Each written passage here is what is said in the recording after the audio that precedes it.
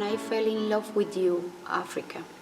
I fell in love with you because you have nothing less to offer than beauty. You make me feel in love with you because of the warmth of your land and the sweeping sun that invades my days. I fell in love with the way of living and facing the circumstances that God gave you, with a shy smile, an infinity love to give, with the bondage, a response always in full blown, one that found me and made me feel from your land, giving me back a little of what I miss so much. Your family, home, and the land, and that makes the blood calls every day to the place where it started. But at the end, your heart splits mine in two. Just because I already feel more at home here with you, Africa, than with the home I left behind. Once upon a time, I promised myself that I would not fall in love so quickly. But with you, it was impossible. This Mulunga was conquered. I allow you to hug me. I allow you to carry me away.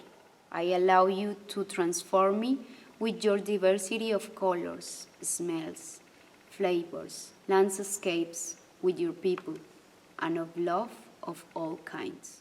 I confess that I managed to fall in love with the oldest, the newborn, the biggest, the little one, the adult, the colleague, the friend, the neighbor, the boss, the one who teaches you, the one that inspires you, the one you wish to have met in other life, and all the people who make these months my home. I let myself be seduced.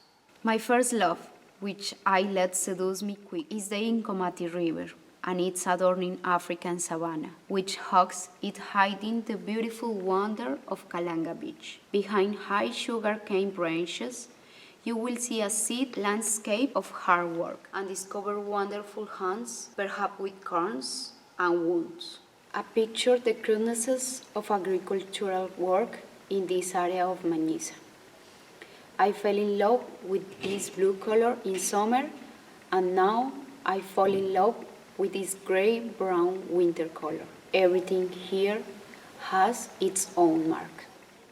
I don't know when or how, but time ran by so fast and taught me that love with love is paid. That in Africa, the one who earns more is yourself, and although we don't know it, it is we who receive and egocentrically think that we come to give, because believe me, one doesn't know how much is received, how much love, how many smiles, how many loves, how many gazes from the hair go through one's soul and that travel one's sense until it happens. A shudder that cuts your breath. How moving it is to be there and learn from the people, to learn to read their lips and their smiles, and those beautiful and sweet eyes that radiate a vibrant honesty, which one may not easily find on this side of the world, perhaps because we get used to the way society pressures us, to the weight of the obligation, to tyranny. We question ourselves and ask, what are they going to say about me? Or what do they think I must do? Or what is right of the prototypes?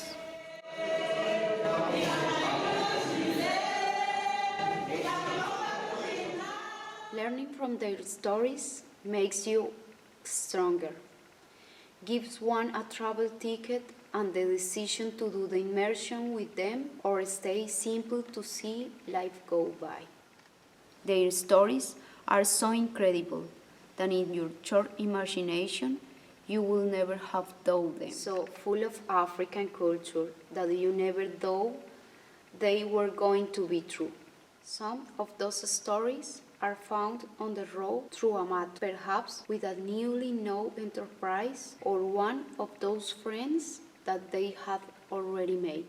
The point is that they are always accompanied by a wonderful person, giving you a little of their culture, of their love for these lands. Some tears in the eyes want to pick, of course. Some manage to come out, and others shock as if they had a battle inside to figure it out if they are stronger.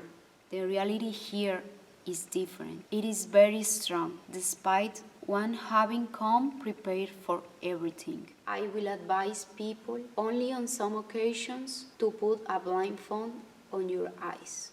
And I don't say it because I don't want you to see or soak up that reality. I say it because you don't want to, or shouldn't you break in front of them. Maybe not a bandage, but a breastplate. Only sometimes we are very used to it, and that is why we don't allow ourselves to penetrate this beautiful side of the world, with which we don't let ourselves be touched. No doubt, it touched me, my heart and soul. It touched the thinnest fibers of my body, with which we don't let ourselves be touched. It touched my heart and my soul.